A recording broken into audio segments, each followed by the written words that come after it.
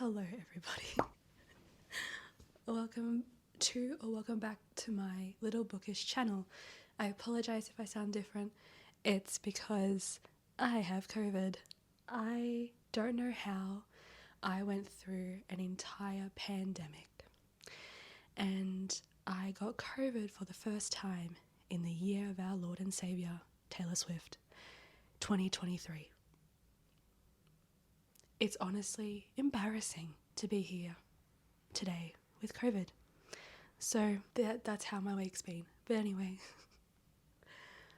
I am really excited about this video today. I feel like I need to say something before I begin.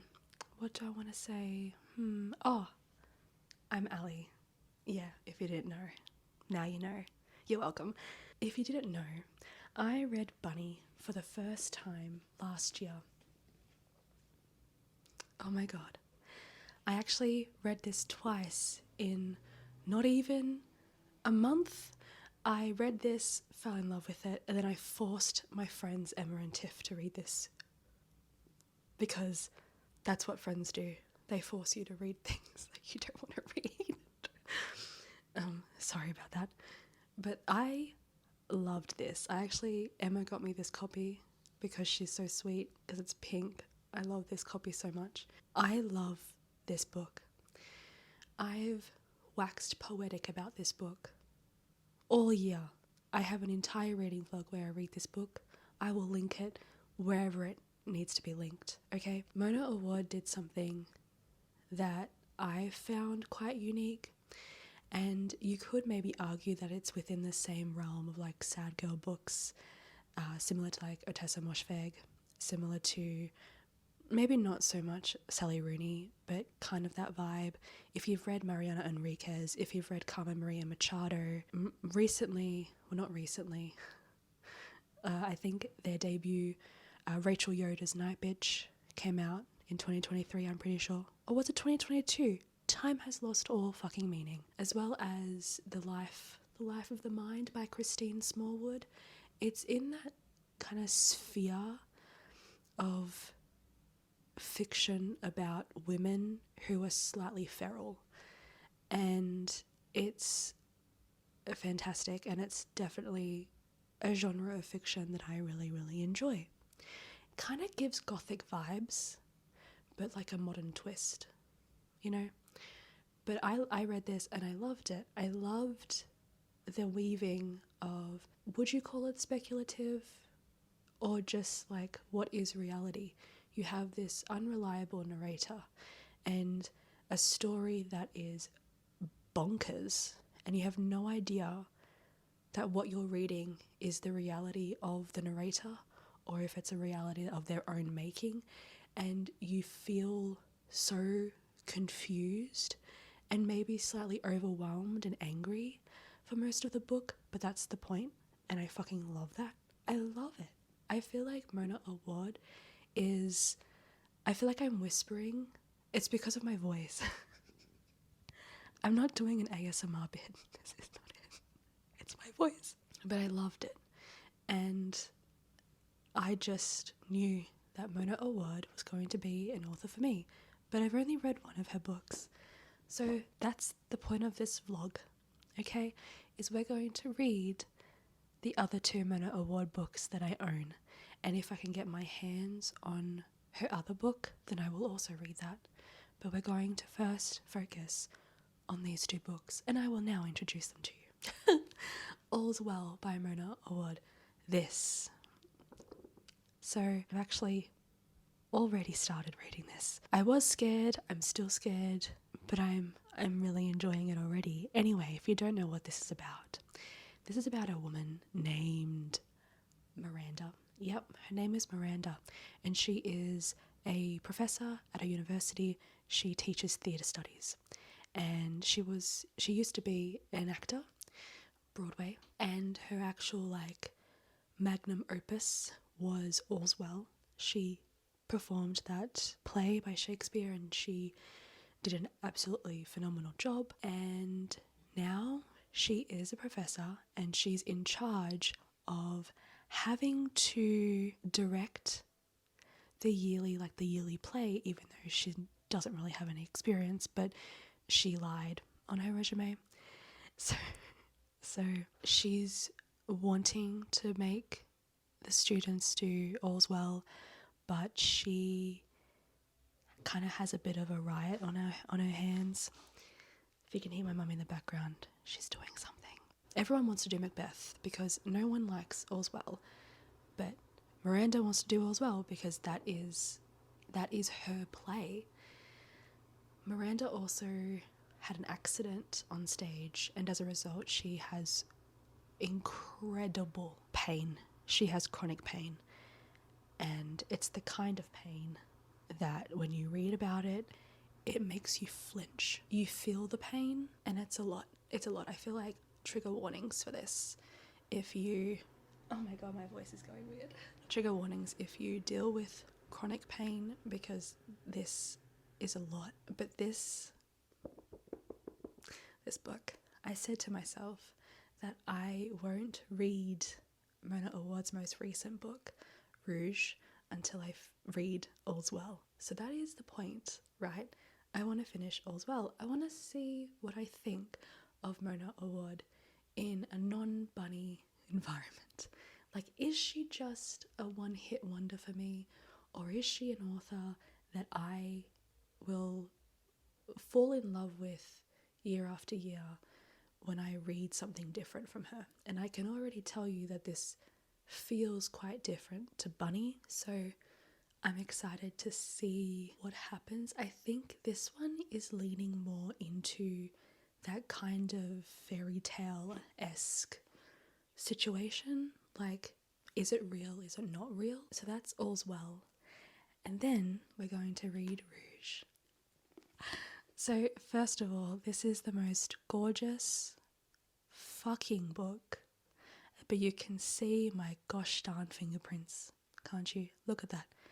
That's the one bad thing about, oh my god, the one bad thing about these type of like matte black covers is you can see. Okay, that's embarrassing. But anyway, this is Rouge.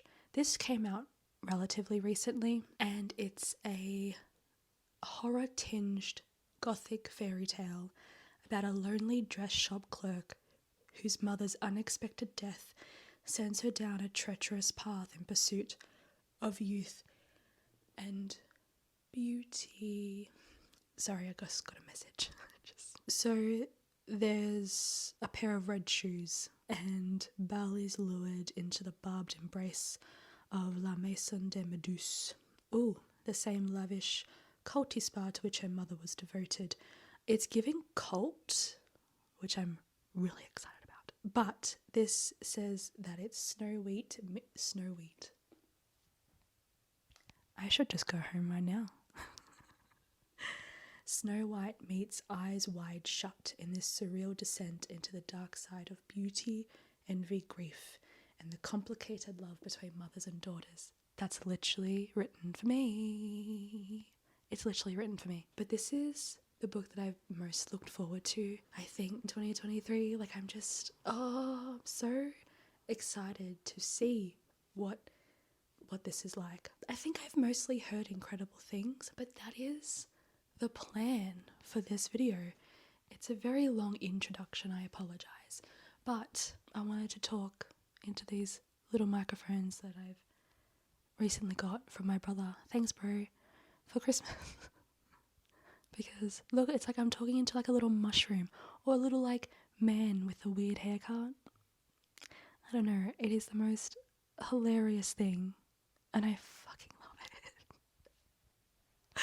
Anyway, so that's the plan. We're going to be reading 2 Mona Awad books.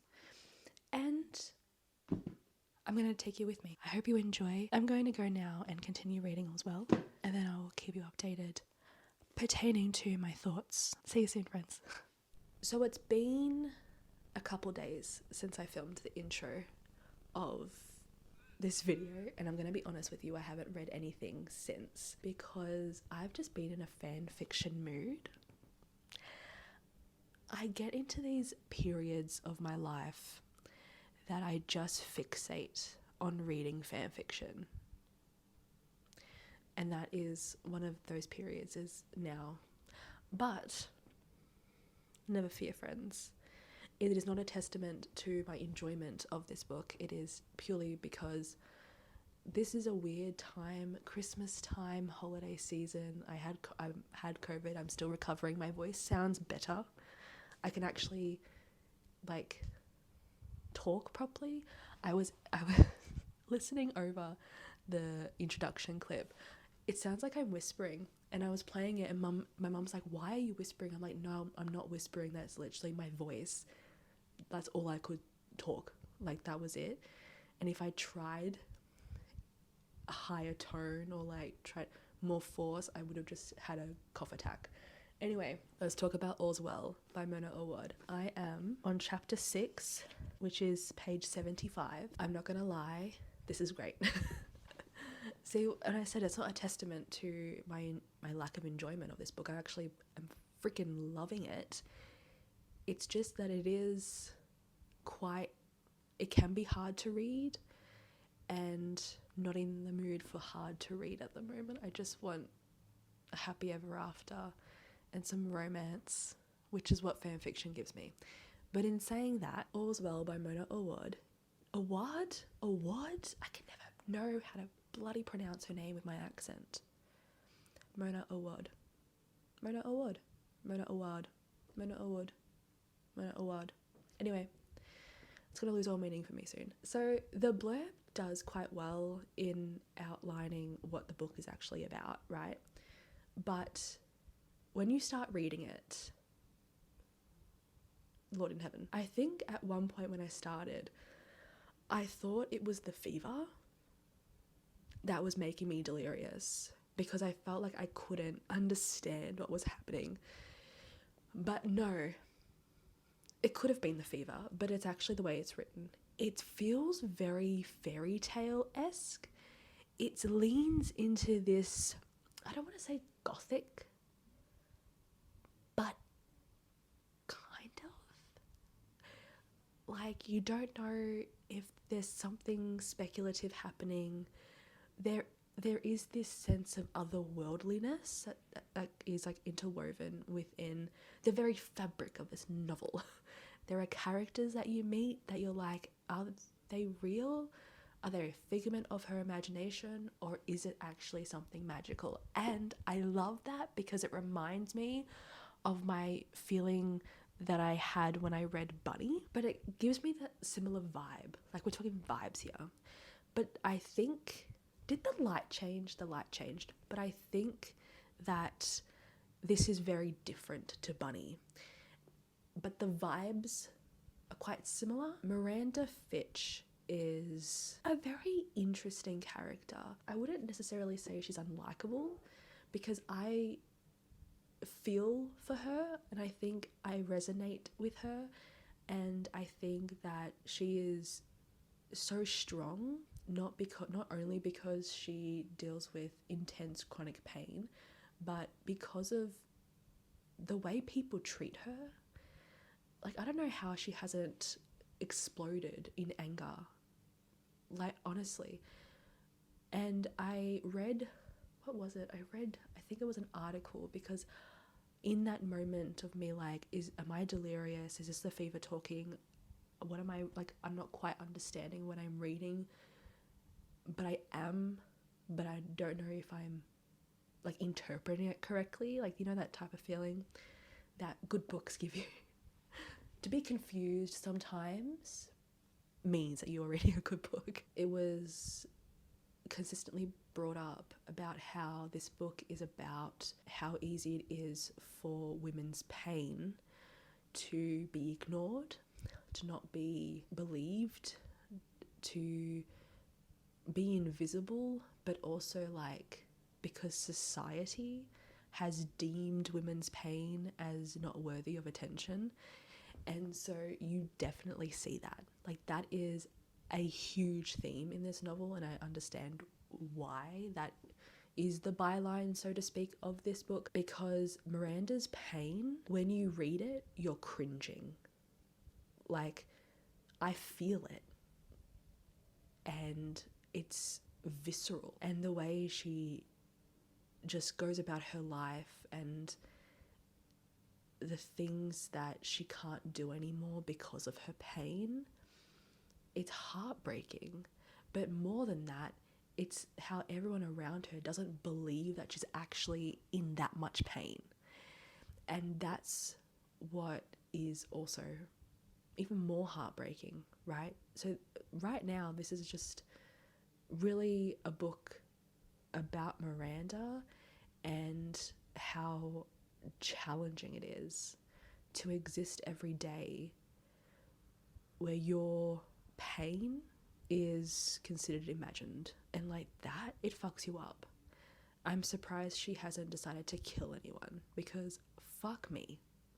Like, even a friend of hers, they fell out, they're not really friends anymore. She's like a colleague at the university, said to her that her pain's in her mind. And so Miranda was like, yeah, I'm not going to maintain this friendship, which good on her. Like, cutting out toxic people, yes, you do you, boo. That's what you need to do. But it's hard because they're work colleagues, and shit's happening now with the play. I think she's got a riot on her hands, and she's trying to do all this, and every step is like being stabbed over and over again by a fucking knife that's been like on fire. You know when you heat up a knife with fire, like that, right? It's very intense, and you can't help but just want to protect her. And then she goes to this bar, and there she meets 3 men, and they're very weird. And that was the aspect of it where I was like, okay, this is giving fairy tale. This is giving slightly gothic. Are these people imagined, or are they real, and are they kind of magical? Because I feel like with Shakespeare plays do weave in the magical within just like the everyday. And so I'm wondering if that's also what's happening here, because it does give off a fairy tale vibe. And I'm really enjoying this vibe. I don't know how, like, I feel like I've used the word hazy to describe a lot of books in 2023, but I don't think I would necessarily say hazy. I think I would say maybe, do they mean the same thing? Like foggy? Like misty? You know what I mean? Like, you're looking at a window and there's mist and there's fog, mist, fog. Are they the same thing? We're going to say yes for this example, okay? And you can see like something in the distance. It could be a tree or it could be a person, but the fog is so thick that all you can see is this vague outline. And so you're squinting and you're trying to figure it out. And all of a sudden this figure has disappeared. And you're like, well, trees can't up and move. So was it a figure? Like, was it a person? And you're squinting even more, and you can kind of see this movement of something, but you're not too sure if you can believe what your eyes are seeing. That's what I get from this book. That is literally this book at the moment. So if you can hear my dog barking, I'm pretty sure it's because his arch nemesis will be out for a walk. Have I told you about Hunter's arch nemesis? I feel like I have, because he's always barking at his arch nemesis. When Hunter was a pup, I'll give you a story time. If I've already talked about this, then just ignore it. But when Hunter was a pup, he was outside at the front going for a walk, and my neighbour 2 doors down, 1 door down, at the time had 2 greyhounds. One has since passed away and she rescued a new one. But at the time, these 2 greyhounds, they were essentially like husband and wife, right? They were mates, okay? And Hunter saw them and he got really excited. So he started to he was on the leash, obviously. So he started to go to them and bound to them. But obviously the male greyhound wanted to protect his mate and got a bit territorial. So he made it very clear that Hunter was not to continue forward. ever since then, Hunter has hated this dog with his entire doggy being. Even the mention of his name starts barking. He hates this dog. He hates this dog so much. Like, he refuses to even be on good terms with this dog. Like, they can't even share the same footpath. But in saying that, the other dog is the same. The other dog does also not like Hunter, but Hunter's a bit more vocal because the other dog's a bit older. But you can't even like share the footpath. Hunter would be like, no, fuck off. It's obviously like we want him to be friendly, but I feel like it gives excitement to Hunter's life. He gets such dramatic joy out of it. So I'm gonna let him do it. It's a running joke in the neighborhood anyway. But yeah, that's a random tangent about Hunter. Hunter is a very interesting dog, and I love him with my entire heart, but he is so dramatic. He really is. This is Hunter's world and we're just living in it. That's the truth. But yeah, I'm thoroughly loving this. I think I have noticed, but I have to read a bit more. I think I have noticed a difference in Mona Awad's writing from Bunny to All's Well. And I don't know if it's just I'm imagining it, because I'm only 75 pages in, but it definitely feels like there is a layer of sophistication. It could be because there's more of a choice in describing much more, like talking and showing like Miranda's pain and Miranda's kind of mental health, and we're getting really close to Miranda, and I don't know necessarily if Bunny was like, that wasn't really the vibe for Bunny. Bunny, we were more at an arm's length from the entire story because of the way it was written, but definitely think there's an enhancement in terms of writing quality between Bunny and All's Well, which is really exciting. I can't tell you in terms of like my feelings on ratings at the moment because I don't know. Like 5 stars, but I don't really necessarily want to have that in my mind, because what happens if I get really, really disappointed by it, because Mona Awad she's everything to me. She's definitely slaying with this for me at the moment. Hey everyone. So I'm going to talk about All's Well while I need to clean my room. It's absolutely atrocious. Maybe you can't like see it as much from the angle that you're at, but trust me, it needs to be cleaned. And the drawers on that side also need to be reorganized. Excuse the way I look, it is like a house organization day, you know? So I'm gonna put clothes away and talk about All's Well by Mona Awad. I think I look really daggy today, but like, who cares? Do you care? No. Anyway, let's organize my clothes and talk. So I only have like 58 pages left of All's Well by Mona Awad, and the reason why I haven't yet finished it, wait 1 second, yep. The reason why I haven't finished it is because I wanted to do an update. Because whoopsie daisies, I read too quickly, then I realized that I had very little to go. Let's just say I'm in love with it. These 2 dresses also require clothes hangers, and they go, these dresses I've been living in. They're from Sports Girl. Oh, sorry if you had a bit of a weird noise there. But these are from Sports Girl, and they're so comfortable, and I love them. They just have a really ginormous split on the side. Like it's gigantic. It goes all the way up to like here. It's huge. But other than that, I really love them. I've been wearing them because it's been so bloody muggy. Regardless, Mona Awad, yeah, I love it. It got really weird.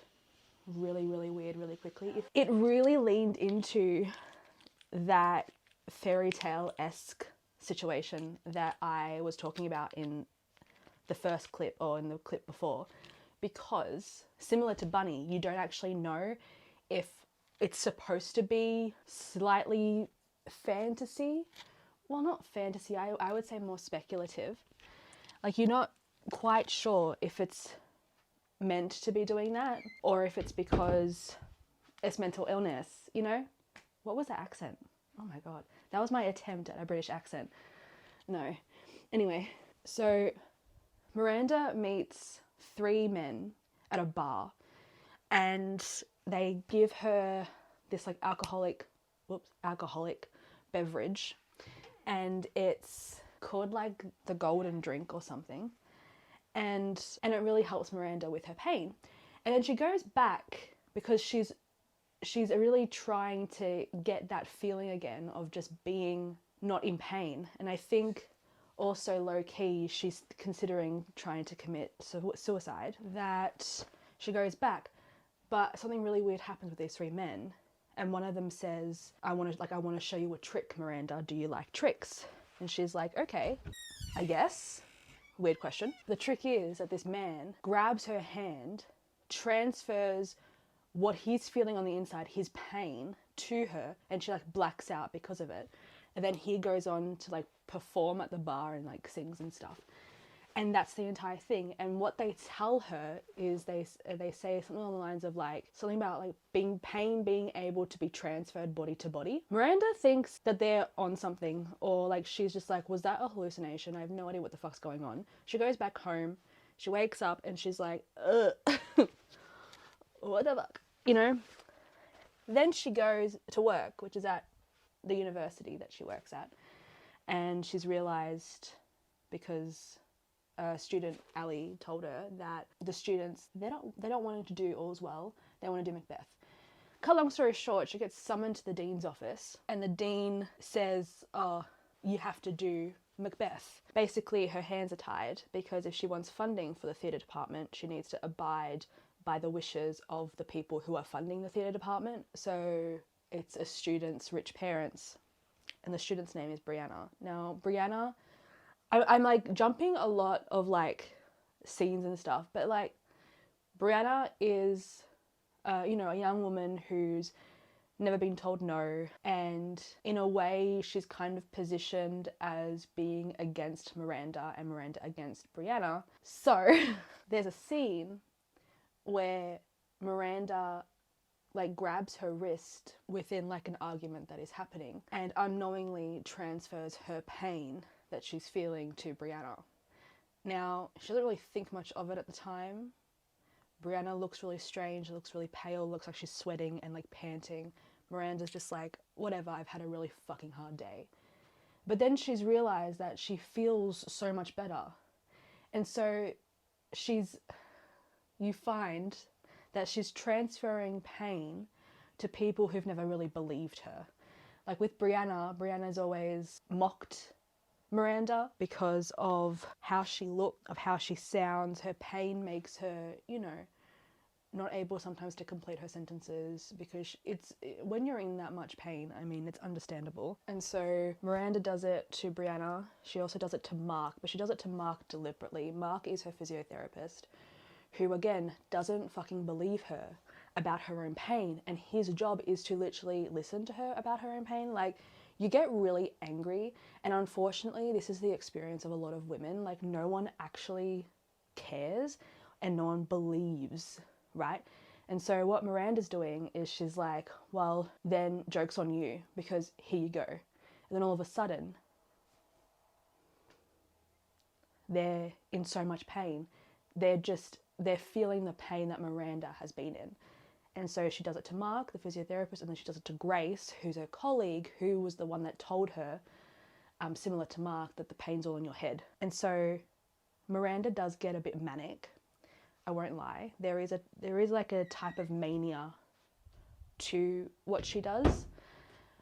She's not obsessed, but she's just like, well, kind of. She's like, I'm finally able to live. Like, I can walk and, you know, go to the grocery store and put on some new shoes and buy new clothes and sit on my couch and cook food. Like, all these things that people without chronic pain take for granted, and she's able to finally able to do it by giving her pain to others. That theme of women's pain and not being seen is just really fascinating. I think Mona Awad is doing it really, really well. That's what's happening. And I stopped because I wanted to read the last 58 pages or 54 pages, whatever it was, on camera. I thought it was yeah, I feel like everything's gonna go absolutely down the drain. Also, look at my nightie. How adorable is this? Isn't it the most cutest thing? It's strawberry. Ooh, I just pressed something. It's strawberries. I'm obsessed with it. I feel like things are now going to not go good for her. She keeps on thinking that the man she's seeing, who's Hugo, who is, oh my god, what am I saying?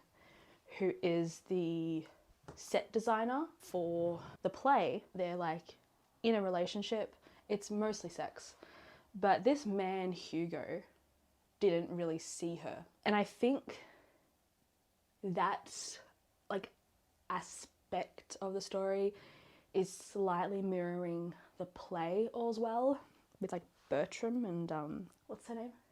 The girl. Helen? No, Helen. Is it Helen? Helen and Bertram? I think because Hugo, finally sees her. Shakespeare could never write All's Well. Could never write Bunny. But Mona Awad, she could definitely write All's Well. I love All's Well. I love it so, so much. You most likely can't see me because I'm so far down. But just hear my nasal congested voice. Oh, by the way, right, I am still super congested. How long does the congestion last with bloody COVID? I think what's happened, because I don't know if I've said this, I'm a severe asthmatic. And I think what's happened is it's triggered my asthma. So every morning I wake up feeling like I'm still sick, feeling like I still have COVID, even though I've been testing negative for a while now. But right now we are at the point of the story. It's reaching its climax, and the play that Miranda has been directing is about to go live. Brianna, even though she's incredibly unwell and in pain, is still in the play, but instead of the main character, she is now playing the king in All's Well, and Miranda feels it in her bones that something is going to happen, and Brianna is going to do something to like ruin this for her. The suspense is building, and I'm afraid. Like, I'm scared. I'm scared because I kind of want there to be not a happy ending, but you know what I mean? I just want Miranda to be okay. Like, I've super invested in the story, and I'm enjoying this very surreal ride, and I'm so happy that I'm reading it, but I'm terrified of what's going to happen, and I just don't know what's going to happen. I can't predict it. It's the 30th of December today, so I kind of want to finish it. I kind of want it to be one of the last books that I read for 2023, and then one of the first books that I read of 2024, I want to be Rouge by Mona Awad. I want it, I think that'd be a good way to start the year. I'll get back to you soon, friends. Hey, friends. 'Tis I. Let's read the last 54 pages of All's Well together, shall we? Chapter 26. Let's go.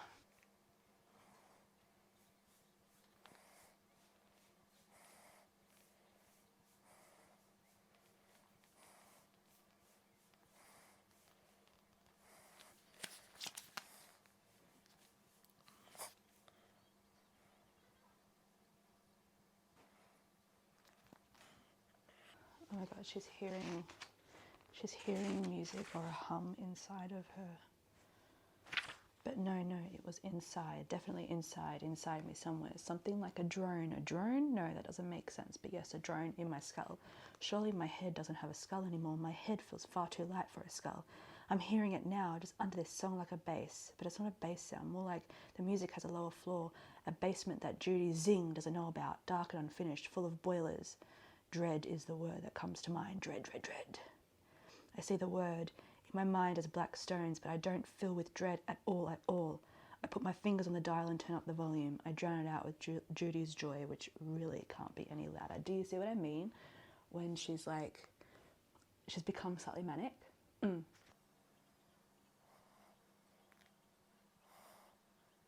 Oh my God.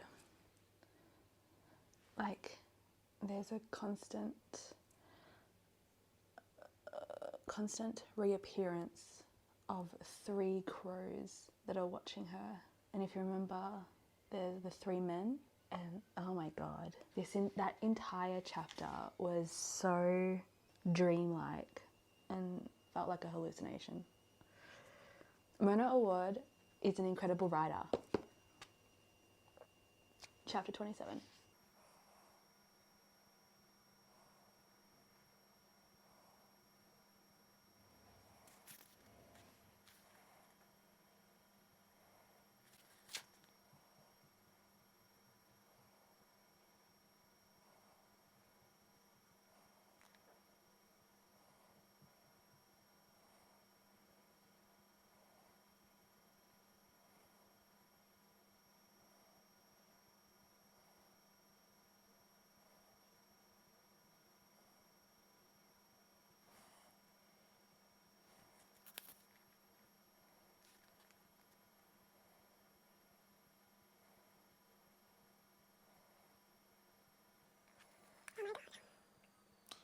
Literally. Listen to this, right? Listen to this. Okay. So she's talking about opening night and how usually, like, it's a nightmare for her. And she's constantly, like, being drowned in their questions of, like, Miss Fitch, where's my hat? Miss Fitch, where do I come in again? Blah, blah, blah. And then she says, talking about, like, previous years, I never know the answer. They bear legitimate witness to my incompetence, my inebriation, until the curtains part for showtime. And at last I'm able to retreat, shake off the pretense that I'm actually doing something, melt into the backstage dark, a ghost spying on the living. In comparison to tonight's different. Look at me, I'm here, right here behind the curtain, in the eye of the storm. I'm standing on my legs, standing straight, standing tall. I'm a shining tower of calm behind the curtain, my body emanating 2 words, all's well. And all is well, not dying at all for once, not a ghost for once, not even pale. So I'm trickling a little blood from my shin. It's fine, I'm roses. They gasped a little when I entered the theatre because I looked so wonderful. She just came from, like, swimming in the ocean and having that weird moment there to being in the theatre absolutely drenched. And then at the end of this page, she's like, there you are, children, I said. What are we waiting for? In you go, because she opened the backstage door so they can change and stuff. And they just stared at me. You should have seen their faces. Go on in, I told them. We just need to put on a good show. They just want to see a good show. That's all they want, all they said they wanted. The 3 men. The 3 men from the bar.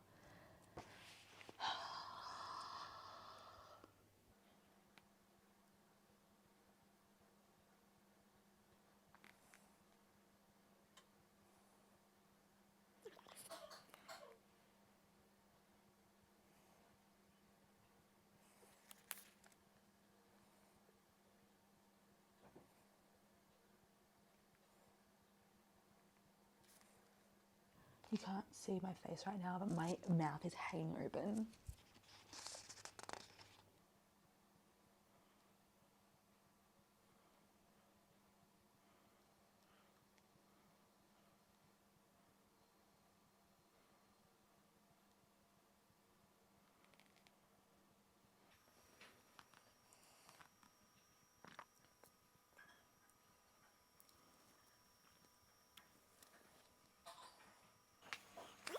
Oh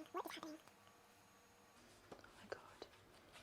Is this book, like, mirroring Macbeth, actually, and not All's Well?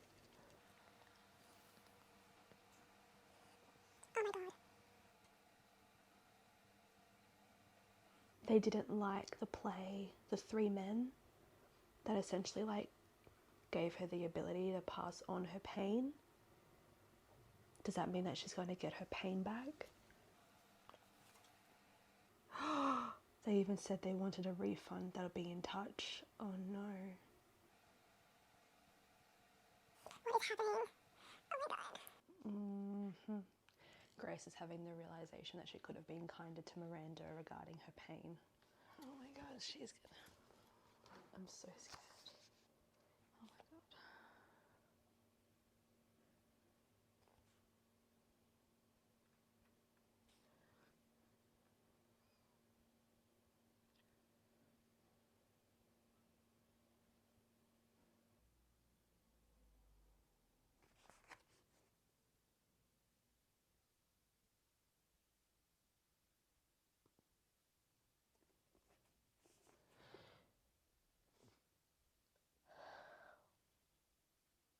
I just finished.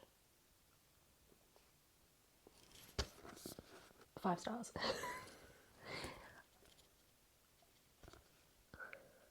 I have no idea what to say. I have no idea what to feel. I think I need some time to just think about this for a bit, because it didn't go, like, it went in a direction that I was anticipating, but the ending I wasn't anticipating. It was much more like open-ended than I thought, which I should have known.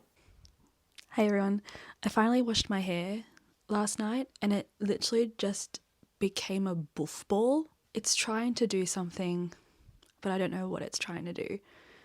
Anyway, hi everyone. So I just wanted to give a quick update because I finished All's Well by Mona Awad, and everything that I've said previously still pertains to it. This is why it's going to be a really quick update, because I loved it and I gave it 5 stars. It was just exactly what I was looking for, and Mona Awad gave it to me. She gave it to me and I am blessed. I'm blessed, okay? But I don't know what else to say because I've talked at length about this book. So I'm going to stop because we still have one other book to read, and that is Rouge. And I'll have you know I've started it. So I'll give you my preliminary thoughts. It still has that, what did I call it? Misty, foggy, hazy, that I was talking about in my clips previously pertaining to All's Well. That is still quite present in Rouge. I'm only like maybe 20 pages in, and there is that quality to it. And I think it's even more so because the main character, Mirabelle, is dealing with the death of her mother, and she is just very disconnected from the world around her. I feel like she is moving like at a delayed time from the rest of the world, if that makes sense. It's like she's squinting through just the entire time. She's just like, what? That's what it feels like. And so when I say like that misty, foggy, hazy, I don't know. I need to read it a bit longer, read it a bit more, so I can actually like figure out what haze, like what is it that I'm trying to say. But it's the similar vibe to All's Well. But in this case, I think Mirabelle is much more not present in reality very much. I think she's going to not be able to deal very well with the grief of the death of her mother. Mirabelle is obsessed with beauty, and not obsessed with beauty, but the idea of what it means to be beautiful. Her mother was very beautiful, and her mother was obsessed with maintaining her beauty, you know, her skincare and doing all those bits and bobs to ensure that she has an incredible face, skin, presence, I don't know. So Mirabelle has internalized a lot of that, I mean, the first, like the prologue is Mirabelle in bed, getting like a bedtime story, and her mum's like, what do you want me to, like, what story do you want? She's like, oh, about the beautiful woman, about the beautiful lady, the princess. And so Mirabelle has grown up with this idea of like, you know, you got to maintain your like skin, you got to maintain your beauty, like you can't go out in the sun for too long because you don't want wrinkles and all that sort of stuff that her mother would like pass down to her. And we're told in the prologue that in comparison to her mother, Mirabelle is not as beautiful. So, and she like she knows that at a very young age, which I think very harmful. Like I feel like that would harm her like self-esteem and self-worth as she grows up into a woman. So that's where we're at, and I am really looking forward to this one. I don't know, it's gonna be really interesting because I don't think it's necessarily going to be like, because from the blurb it's very easy to get this idea that Mirabelle, you know, kind of accidentally falls into a cult situation, but then she realizes and like tries to fight her way out, or like it's a commentary against, I don't know. I feel like it's not going to necessarily be like that. I feel like maybe she will realize that she's in a cult, or maybe she doesn't even at all because she's just so out of it. But that's what I'm going to say. Preliminary thoughts. I'm enjoying it. It feels a bit more like heavy, emotionally, maybe slightly like melancholy than All's Well, than even Bunny. Actually, no. In saying that, I feel like Rouge, the preliminary vibes, much more similar to Bunny than All's Well. That's what I'm saying as of right now, but that most likely will change. I feel like a news reporter. Good morning, everyone. I'm in my car. So let's do a little update in my car with my hair. I washed my hair yesterday, and I think it's trying, if you can tell, I think it's trying to do something. It's very wavy and weird. Anyway, I finished Rouge last night. I don't know what to say. I loved it. I gave it 5 stars. It's a bit of like a meme now, isn't it? I love Mona Awad's writing. It was so wild. So basically, Mirabelle, or Belle, goes like back to California where her mum was. Her mum's dead. Really strange. She like fell off the cliffs, and at the funeral she sees this lady all dressed in red. She actually mistakes her for her mum, and the lady is looking out at sea, and she says something along the lines of like, oh, like your mother went the way of the roses. And Belle's like, the fuck? So Belle was quite confused. Sorry, that looks like my friend. I'm going to see my friend, but I'm so early. I am so early that I'm around the corner from her house in the car. I thought it usually takes me longer to get here, but I got here within 45 minutes. Mirabelle is incredibly confused, and she's so bogged down in grief that she doesn't necessarily ask questions, because her mum was very strange on the phone the last time she talked to her. She kept on losing her words. It felt like she wasn't really present. And Mirabelle's just like, what is going on? And all the mirrors in her mum's house are cracked. Now, there are people coming. Now, what then happens is a very surreal fairy tale nightmare. She puts on these shoes that she used to love as a kid from her mum. They're like red high heels with like feathers on them, and her heels like take her to, I think I've already talked about this, takes her to this mansion called La Maison des Méduses. I don't know how to pronounce it, I'm really sorry. And it's a beauty spa where her mum was going. It gives cult vibes. You could say it's a cult, but the entire shtick of this spa is that people who are like normal paying customers they can do whatever they want. They can actually get like a normal spa treatment, right? But if you are chosen, you are then, people are staring at me.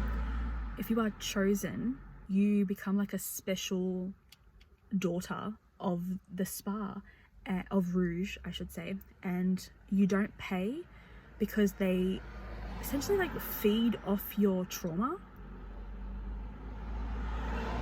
So the entire thing of this beauty spa is that what's inside, like our traumas, our hurt, everything that's happened on the inside that we internalize shows up on our face. It's all about face. It's all about beauty, right? And so what happens is you choose a jellyfish at the beginning of your journey. This butterfly has been following me the entire trip. Is that even possible? I don't know, but it keeps on coming to my window. Anyway, so as part of your, like the first step of your journey, like your healing journey, is you choose a jellyfish.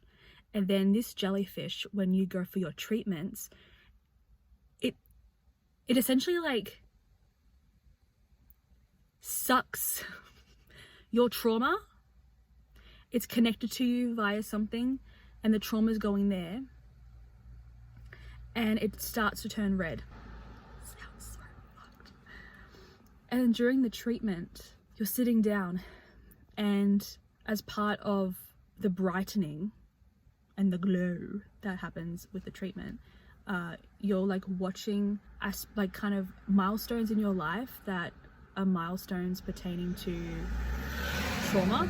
And so the entire thing is like you have to learn to let go. You're letting go these traumas, but essentially you're letting go aspects of your identity and yourself. So after each treatment, Mirabelle starts to lose words, and the words, it's like Freudian slips. They're really well done. They're really well done. They add that level of creep to it.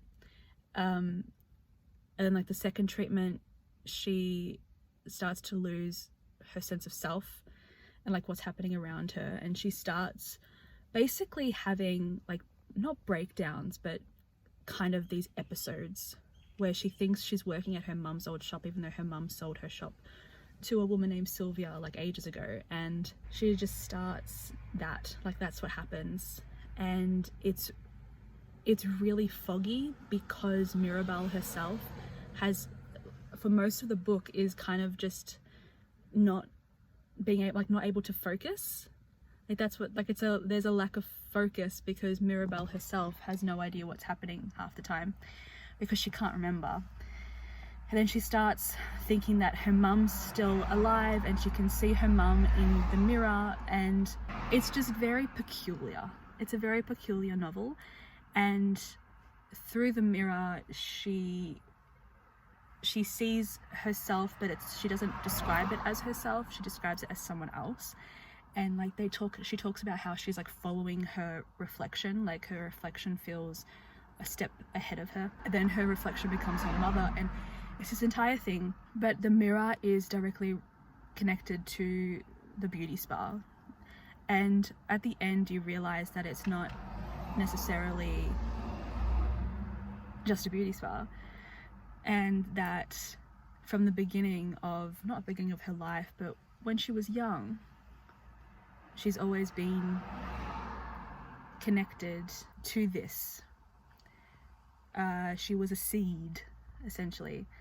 And you can argue, because at the end I cried. There's this moment where the jellyfish that was her mum's, sounds so strange, like kind of speaks to her, like her mum comes back to her in her mind. And you honestly could argue that it's an entire metaphor for, maybe it's like intergenerational trauma, maybe it's also just abuse, and kind of like predisposition to mental health issues like depression and body image issues. You could argue for a lot, like you could legitimately consider Rouge to be just just a woman going to the absolute bottom of her life because her mother's dead, and she's trying to understand her relationship to her mother, and like reflecting on aspects of her relationship to her mother that were really toxic and kind of horrible, and just her trying to figure out herself in like response to that. But you could also then overlay that with just like this weird story about beauty and these like vampire entities essentially that they don't suck, they eat the jellyfish. It's weird. It's so weird, and it was so wonderful. And it's a book that I don't know how to describe. There are aspects to it that at one point I was like, is this a Beauty and the Beast retelling? Like you clearly see the Snow White influence because of the mirrors, and it's like Mirabelle. Belle herself is, you know, kind of the villain in a sense. Like you could argue that, like she becomes the the queen, whatever her name is, but also she kind of redeems herself. But also she was a child, like kind of dealing with a very toxic relationship with her mother. Like I consider it quite toxic, and I feel like a lot of people would as well. The mother is Noelle, her name is Noelle. Her mother is white. Mirabelle is not. She is part Egyptian because of her dad, and therefore has darker skin and has like, you know, different hair, coarser hair, darker hair, dark eyes. Her mother uses her a lot as a prop. You could say that her mother is racist, and quite early on Mirabelle realizes that her mother lies to her when she says that she's beautiful, because her mother doesn't necessarily see her as beautiful, and it's really sad. And so like from a really early age, Mirabelle is obsessed with beauty and being beautiful, because she can see very clearly from her mother that she is not that, and she refers to herself as beastly, and I think she is referred to by other people as beastly. And then you have that juxtaposed with her when she becomes a teenager, and she's very beautiful, and she becomes quite beautiful, like she just grows into herself. Well, or does she? And her mother is quite surprised because they spend some time apart after a certain situation that happens that I won't say because that was a wild ride. So I was like, is this a Beauty and the Beast retelling? And like Mirabelle is both, and like what is the commentary on that? And I think it is, Mona Awad is trying to, I don't know if she necessarily does it well. Like you have to read reviews from Own Voices reviewers, right, of like how like the beauty industry is very white. It very much focuses on whiteness. It is catered towards white skin, and I think Mona Awad is trying to commentate on that. I don't think it's necessarily a big part of the story, but there is that aspect to it. And it's like when the beauty spa, like when she becomes more beautiful through her treatments, she's becoming whiter, like her skin is becoming whiter. And I think either she comments on it at the spa, I don't quite remember, but they don't call it a whitening, they call it a brightening. So I think again it is attempting to connect to those themes of like colorism, of like the prevalence of and catering towards whiteness in beauty. And I think it's also a critique against like platforms like Instagram and just maybe like Hollywood in general, and just like society in general, that puts so much focus on beauty and so much attention on beauty, or like outward facing beauty, and like how fake it can be and how superficial and how much of it can be lies. So there was a lot of things happening, but you have to kind of dig for it a little bit, because Mirabelle is so out of it for most of the entire novel that you're like, is this a metaphor? Is this happening? Or like, what's going on?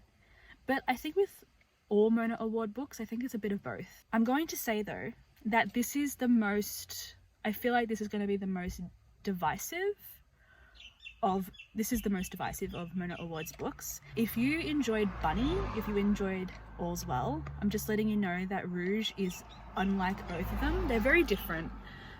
Other than the fact that it's this fairy tale, you know, gothic horror, surreal nightmare, the writing is very different in Rouge because of Mirabelle. That fogginess that I talked about in like the previous clips that I keep on talking about is a huge characteristic of this book, and so as a result of that, the writing itself feels a bit sluggish. It feels like less focused, and I think it's genius in a way because the book is actually like Mirabelle's brain. You know what I mean? But I think that can be quite off-putting to some people, so I don't know if I would recommend but I feel like out of the 3 books, Bunny, All's Well and Rouge, I won't be able to read her other novel for this vlog, but out of the 2 others, Rouge I feel is closer to Bunny in a more sideways way. Does that make sense? Like, it's not, I feel like if you loved Bunny, I don't know if you would love Rouge, but if you loved Rouge, you would love Bunny. Does that make sense? Do you get what I mean by sideways connection? If you loved All's Well, I don't know. I feel like All's Well and Rouge are more fairy tale like than Bunny. So if you enjoyed that aspect to it, if you enjoyed that misty quality to writing and to the characters themselves, then yes, pick it up. But I do think that Rouge is a bit more divisive Mona Awad book. So that's that. I'm really, really happy that I finished it. I'm really, really happy that I loved All's Well and I loved Rouge. I gave them both 5 stars. I got really emotional at the end of Rouge, which really surprised me, but the relationship between mothers and daughters, I think, is something that always gets me. It's just the way that I am, and I love it. I loved this project so much. It has solidified Mona Awad as my favorite author, one of my favorite authors. I would like to eventually read 13 Ways of Looking at a Fat Girl, I think is her other novel, but didn't find it at my library. So if I can find it on Scribd or as an ebook, I am going to sign off here. This was it was fantastic. Had such a good time. Thank you so much for watching. Thank you for coming with me on this journey. So I love Mona Awad. Who would have thunk? As always, friends, take care and stay safe. You are amazing. You are wonderful. Don't let anyone else tell you differently. And happy reading. Bye.